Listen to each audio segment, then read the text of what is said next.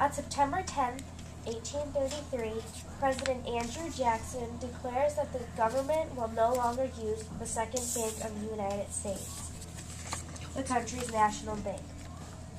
Then he removed the federal funds from the bank. This was referred to as the Bank War.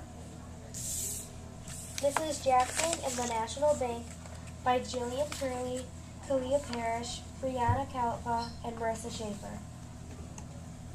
George Washington and Alexander Hamilton started the first national bank in 1791.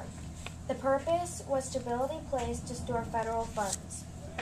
In 1816, the Second Bank of the United States was created. These two banks were run by the people in charge of industry and manufacturing. This was good for northern states where there was a lot of industry, but this was unfair for the southern and western states, which were more about farming, labor, and unsettled areas. Jackson felt the bank was just helping the rich. Jackson called for an investigation into the bank's political ways in March 1829, as he moved into the White House.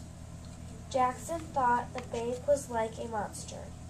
It helped the businessmen, but held back the common people of America. Later that year, Jackson presented this case against the bank in a speech to Congress, and the members generally agreed with the bank. There was a split in the cabinet, and the stubborn president vetoed an attempt by Congress to create a new charter for the bank. Jackson finally succeeded in destroying the bank afterwards. The Panic of 1837 was a period of depression for the United States. It was thought that President Jackson was who caused it, since he didn't renew the charter of the Second Bank of the United States. This caused the citizens of the U.S. to become angered and furious. Jackson was a man of aggression and toughness, and otherwise known as Old Hickory.